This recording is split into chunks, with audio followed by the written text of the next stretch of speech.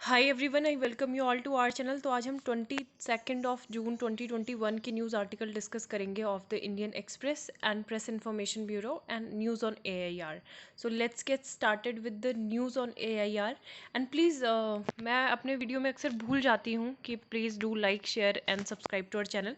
तो लाइक आप तभी करें जब आपको वीडियो इन्फॉर्मेटिव लगा हो, ठीक है। और लेकिन आप शेयर ज़रूर कीजिए, किसी ना किसी की ज़रूर इससे हेल्प हो जाएगी। So please do share the videos and subscribe to our channel and press the bell icon. So let's get started. सबसे पहली जो न्यूज़ है that is related to हम इसमें तो माइलस्टोन अचीव कर ही रहे हैं, administrating nearly 86 lakh doses of Covid vaccine in a single day. ARDE Pune develops state of the art canopy surveillance system for fighter aircraft which helps safe injection of pilot in distress. ठीक है, तो एक बार आप भी इसके अंदर जाके मतलब एक बार देख सकते हो न्यूज़ खुद से भी इन डिटेल। तो यहाँ पे क्या है, पुणे जो ARDE पुणे है, इन्होंने डेवलप किया है state of the art canopy surveillance. ठीक है, CSS क्या है ये एक तरीके से पायलट के लिए अगर कोई भी इमरजेंसी सिचुएशन हो जाती है एयरक्राफ्ट में, ठीक है, तो वो क्या होगा, एक एस्केप पाथ होगा। State of the art CA has been developed ab initio armament research and development establishment Pune. ये एसोसिएशन किसके द्वारा, HEMRL पुणे, ठीक है, इन्होंने ये साथ में मिलकर बनाया है। TOT क्या है, transfer of technology certificate award ceremony was held yesterday. तो इसमें ये बात की गई इसके बारे में। एंड CSS के पास क्या है, 2 इंडिपेंडेंट टू सब सिस्टम है। ठीक है, पहला जो है in flight egress system for in flight emergency which is integrated with seat injection operation, और जो दूसरा ग्राउंड एग्रेज सिस्टम है। ठीक है, पहला तो फ्लाइट के अंतर्गत जो इमरजेंसी होती है उसके लिए, दूसरा है ऑन ग्राउंड इमरजेंसी। ठीक है, तो ये सब यहाँ पे हैं, और एक बार इसको आप और डिटेल में इसको यहाँ पे जाके आप पढ़ सकते हो। ठीक है, then government proposes several amendments in commerce rule to bring transparency, और $64 बिलियन की हमने जो फॉरेन इन्वेस्टमेंट है वो भी क्या किए, यहाँ पे इंडिया में आई है। And commerce consumer protection commerce rule 2020 को अमेंडमेंट किया गया था to the protect the interest of the consumer and encourage free fair competition in the market. ठीक है, अभी जो होंगे जितने भी कॉमर्स प्लेटफॉर्म होंगे, जैसे ये अमेजोन, मिंत्रा, फ्लिपकार्ट, ये सारे आपके क्या हो गए, कॉमर्स प्लेटफॉर्म हो गए। ठीक है, मार्केट प्लेसेस। तो ये इनको एक चीफ कंप्लायंस ऑफिसर और एक नोडल ऑफिसर और एक रेजिडेंस ग्रीवेंस ऑफिसर को अपॉइंट करना होगा, and other official to ensure compliance with the provision of the act and rules. ठीक है, तो जो भी एक्ट एंड रूल्स है उसके अंतर्गत ही इनको कार्य करना होगा। It has been propose to put in place a framework for registration. तो जितनी भी कॉमर्स एंटिटी हैं उनको किसके अंतर्गत रजिस्ट्रेशन करना होगा, department for promotion industry and internal trade. ठीक है, डिपार्टमेंट ऑफ DPIIT के अंतर्गत उनको अपना क्या करना होगा, रजिस्ट्रेशन कराना होगा। रजिस्ट्रेशन नंबर उनको डिस्प्ले होगा उनकी वेबसाइट पे, as well as the invoice of the every audit. काफ़ी इंपॉर्टेंट है। और एक यहाँ पे प्रोहिबिट भी किया है मिस सेलिंग को, इन विच एंटिटी सेल गुड्स और services by miss representing information, है ना, कि मतलब इन्फॉर्मेशन कुछ और दे दी जाती है और पहुंच कुछ और जाता है ना। तो ये भी मिस सेलिंग के बारे में भी यहाँ पे प्रोहिबिट किया गया है। And ensure that consumer are aware about the expiry date. जो भी प्रोडक्ट्स वहाँ पे कॉमर्स प्लेटफॉर्म में होंगे तो उनको मतलब कंज्यूमर को भी ये होना चाहिए कि उनको एक्सपायरी के बारे में पता होना चाहिए। All sellers will have to mention best before और यूज़ बिफोर डेट। ठीक है, तो कंज्यूमर मतलब उनको मेंशन करना है कि बेस्ट बिफोर और यूज़ बिफोर डेट वहाँ पे मेंशन की जाएगी। तो काफ़ी इंपॉर्टेंट ये है।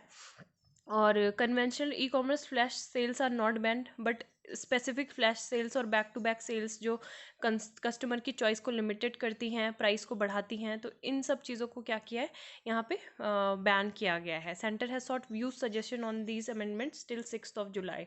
तो काफ़ी इंपॉर्टेंट ये अमेंडमेंट्स है। और $64 बिलियन की हमने FDI इन्वेस्टमेंट रिसीव किया 2020। ठीक है, 2020। और ये जो UN की रिपोर्ट है in India foreign direct investment की, तो 27% इंक्रीज़ हुआ है। $51 बिलियन 2019 में था, अभी $64 बिलियन हुआ है 2020 में। ठीक है, और वर्ल्ड इन्वेस्टमेंट रिपोर्ट है ये। ठीक है, वर्ल्ड इन्वेस्टमेंट रिपोर्ट है, ये न्यूज़पेपर में भी आई है, लेकिन यहाँ पे जब लिखी है तो यहीं देख लो। वर्ल्ड इन्वेस्टमेंट रिपोर्ट 2021 किसके द्वारा पब्लिश की जाती है, अंकटाड जिसको बोलते हैं, UN conference on trade and development. ठीक है, release today global foreign direct investment flow have been severely hit by the pandemic and they plunged 35% in 2020. तो ये काफ़ी इंपॉर्टेंट है। और आपके लिए यहाँ पे कुछ क्वेश्चन है। एक यहाँ पे अभी बांग्लादेश कंटिन्यूज टू रिपोर्ट, ये नहीं, Hollywood actress Angelina Jolie visit refugee camp. तो यहाँ पे बुर्किना फासो ये गई थी, ठीक है। तो बुर्किना फासो कहाँ पे लोकेटेड है, मतलब अफ्रीकन कॉन्टिनेंट में है, लेकिन कहाँ पे है आपको ये बताना है कि वेस्टर्न, ईस्टर्न या फिर कहाँ पे, मिडिल, ठीक है। और स्वीडन की कैपिटल क्या है, यहाँ पे जो parliament ousts prime minister Stefan Lofven in no confidence vote. तो यहाँ पे स्वीडन की कैपिटल और बुर्किना फासो की लोकेशन आपको बतानी है, ठीक है। अभी पॉज करके आप देख सकते हो एंड कमेंट कर सकते।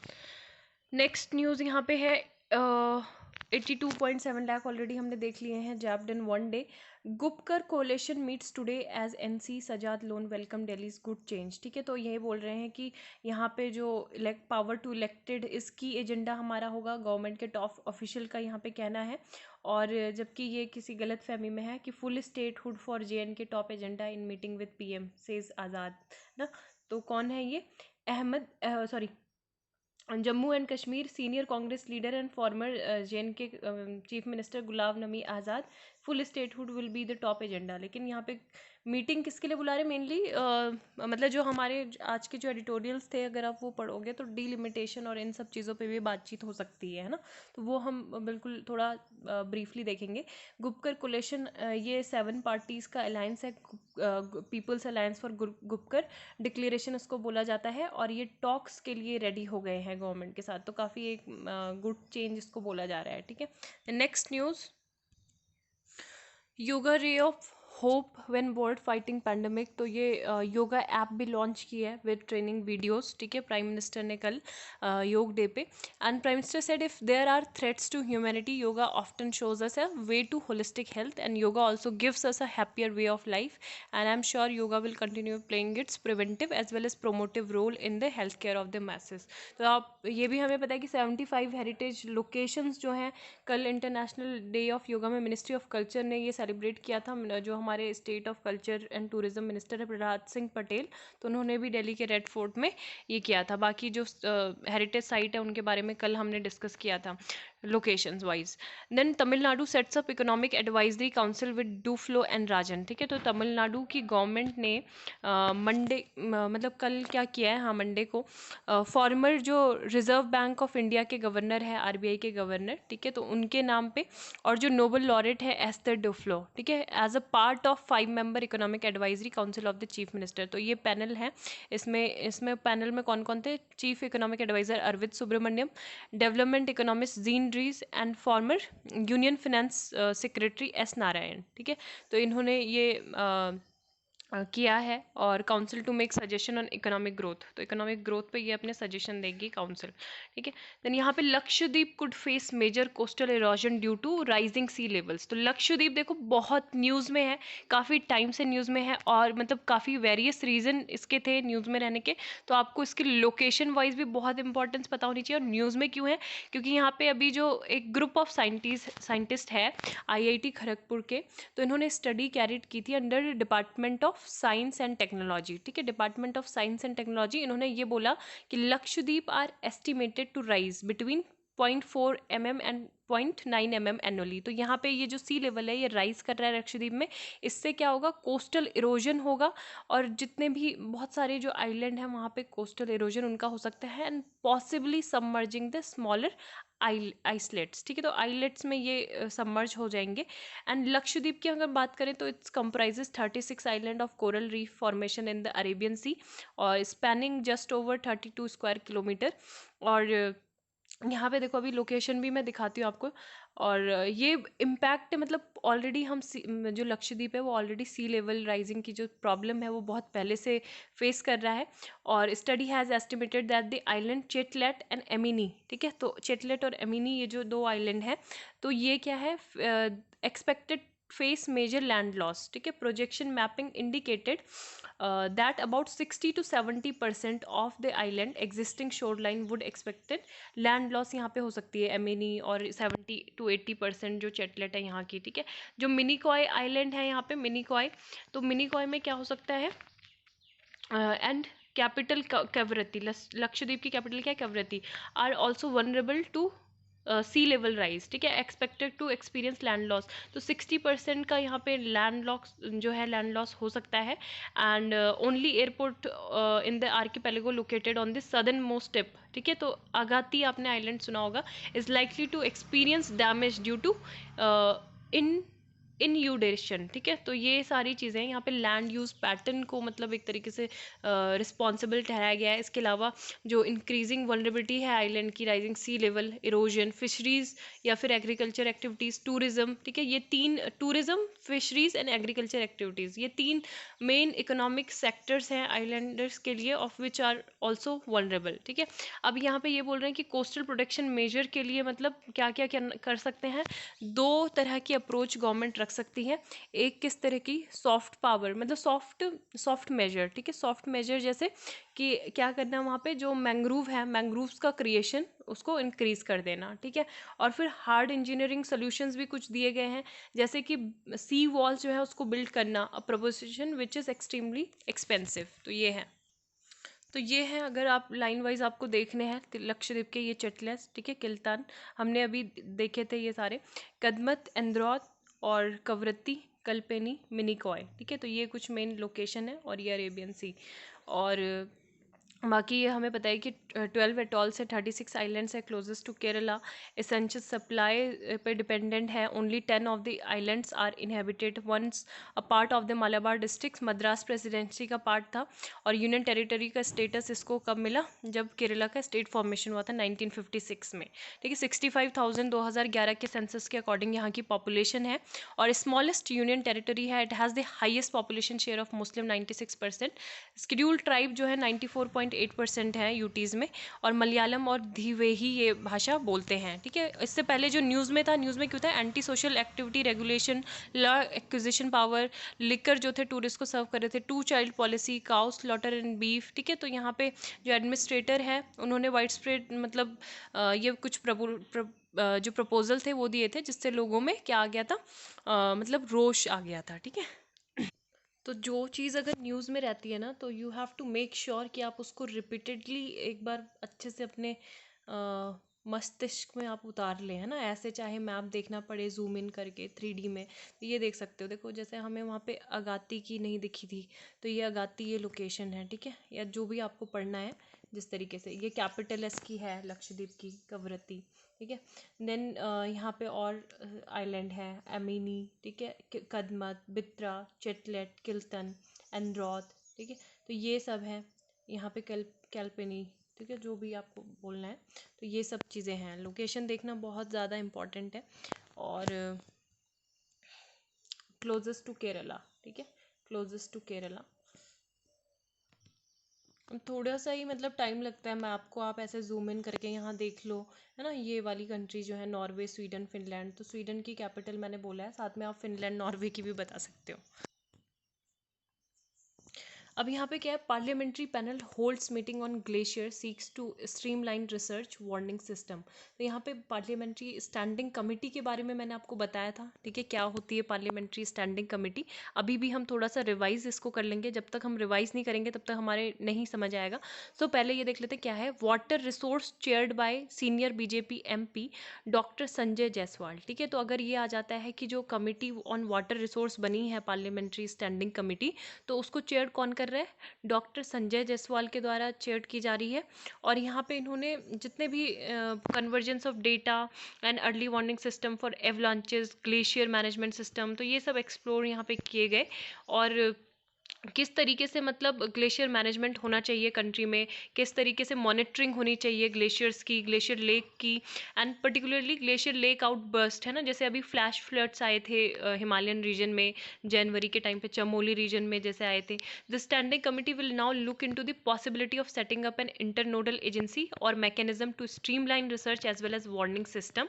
एंड मेंबर ऑफ कमिटी जो ये है also discuss the level of vulnerability, ठीक है, जो डाउन स्ट्रीम स्ट्रक्चर है वहाँ पे, और कुछ और जो प्रॉब्लम है वो फेस कर सकते हैं। What kind of major hydro electric power plants need to take in the future, है ना। तो ये सब बातें यहाँ पे डिस्कस की गई। पार्लियामेंट्री कमेटी, और यहाँ पे देखो FATF के बारे में भी है, तो एक साथ ही हम देख लेंगे फिर।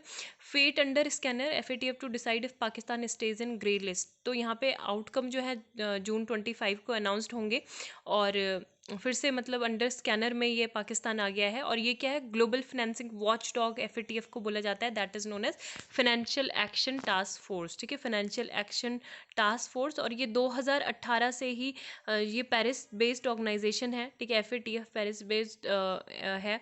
तो 2018 से ये उनकी ग्रे लिस्ट में है, and the country has been struggling to come out of it. और एशिया पैसिफिक ग्रुप जो है APG, ये रीजनल एफिलिएट ग्रुप है इसका, FATF का, ठीक है। तो second follow up report FUR on mutual evolution of Pakistan release by APG also downgraded Pakistan on 1 criteria. तो ये भी एक रिपोर्ट थी, and they will hear the progress made by some. तो ये सब है, ठीक है। तो एक बार दोनों को देख लेते हैं न्यूज़ को। देखो 1989 में इस्टेब्लिश हुई थी, इंटर गवर्नमेंटल बॉडी है जो G7 जो कंट्रीज़ हैं उनके इनिशिएटिव से स्टार्ट हुई थी, ठीक है। सब कुछ इंटरकनेक्टेड होता है, जो हमारी जनरल स्टडी होती है उसमें हमारा स्टैटिक करंट अफेयर्स भी इंटरकनेक्टेड होता है। कल हमने G7 के बारे में पढ़ा, तो G7 थे, ठीक है। तो हमको इसी तरीके से पढ़ लेना चाहिए, आप G7 को भी माइंड में रखना कि क्या क्या अभी हुआ था। FATF secretary is housed at the OECD headquarters that is in Paris. और 2001 में FATF को एक्सपैंड किया गया, इसमें जो था टेररिज्म फाइनेंसिंग को भी ऐड किया गया in addition to money laundering, ठीक है। पहले इसमें मनी लॉन्ड्रिंग ही था। देन अप्रैल 2012 में इसमें और कुछ ऐड किया गया, counter the financing of proliferation of weapons of mass destruction, ठीक है। 37 मेंबर हैं, 2 रीजनल ऑर्गेनाइजेशन है, representing most major financial centre in all parts of the globe. काफ़ी इंपॉर्टेंट ये है। और ब्लैक लिस्ट क्या होती है, जो भी नॉन कोऑपरेटिव कंट्रीज़ रहेंगी, ठीक है, उनको, या फिर टेरिटरीज NCCTs, तो इनको ब्लैक लिस्ट पुट किया जाता है। और जब अगर ये कोई भी कंट्री ब्लैक लिस्टेड हो गई है तो उसको कोई भी क्या नहीं मिलता, मतलब मॉनेटरी सपोर्ट नहीं मिलता, ठीक है। लोन उनको जो IMF जैसे बड़े बड़े संस्थाएं हैं वो देना बंद कर देते हैं। तो ये कंट्रीज टेरर फंडिंग और मनी लॉन्ड्रिंग एक्टिविटीज़ को ज़्यादा क्या करती है, सपोर्ट करती हैं, ठीक है। लेकिन ये रिवाइज भी होती है रेगुलरली कि उनको डिलीट भी कर सकते हैं। ग्रे लिस्ट क्या है कि safe haven for supporting terror funding and money laundering are put in the FATF grey list. Inclusion serve as a warning, ठीक है, कि कंट्री को हम ब्लैक लिस्ट कर सकते हैं, तो एक उनके लिए वार्निंग है।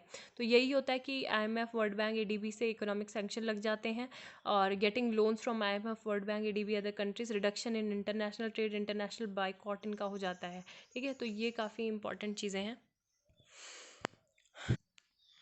ये भी सिखाऊंगी मैं आपको अगर सीखना है तो, ठीक है, किस तरीके से इसको यूज़ करना है एवरनोट को, डिटेल में बता दूंगी एक दिन। तो यहाँ पे जैसे मैंने जून के नोट्स बनाए हैं, ठीक है, ये रहे। तो जून में हम अगर पार्लियामेंट्री कमिटीज़ को हमने देखना है, स्टैंडिंग कमेटी कहाँ पे मैंने ऐड किए थे, तो यहाँ पे वो दिख जाएंगा